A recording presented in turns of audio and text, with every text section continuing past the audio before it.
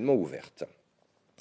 La ville du Blanc propose les bases d'un nouveau jumelage avec un village de Biélorussie, Smilovichi. C'est le village natal de Chaim Soutine, un artiste peintre du début du siècle dernier, un expressionniste qui a appartenu à ce que l'on a appelé l'école de Paris.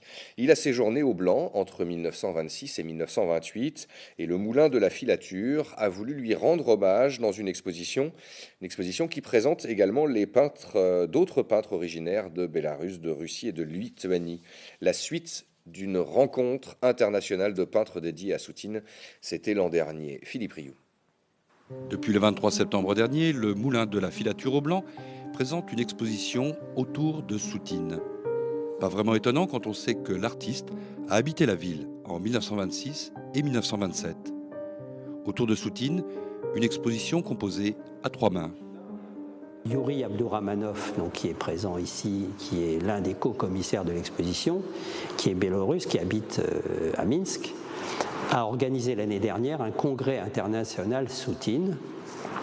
Et il m'a invité à faire une communication là-bas.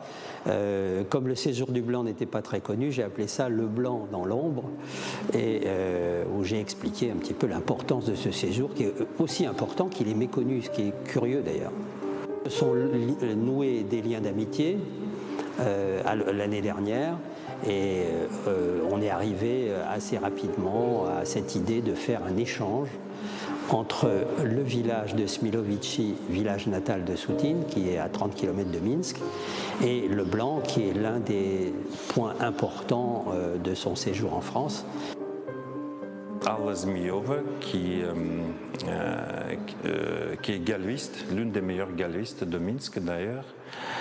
Sa galerie s'appelle Ad Librom. Elle a eu cette idée de réunir un certain nombre d'artistes qui seraient intéressés par l'histoire de Soutine, par son œuvre. Et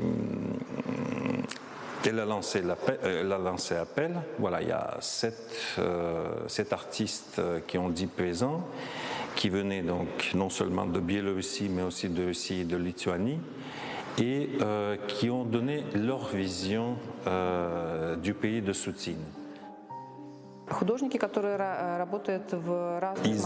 Ils ont visité Smilovichi, ils ont visité plusieurs petits villages biélorusses pour comprendre la vie des paysans d'autrefois, même si ça a beaucoup changé.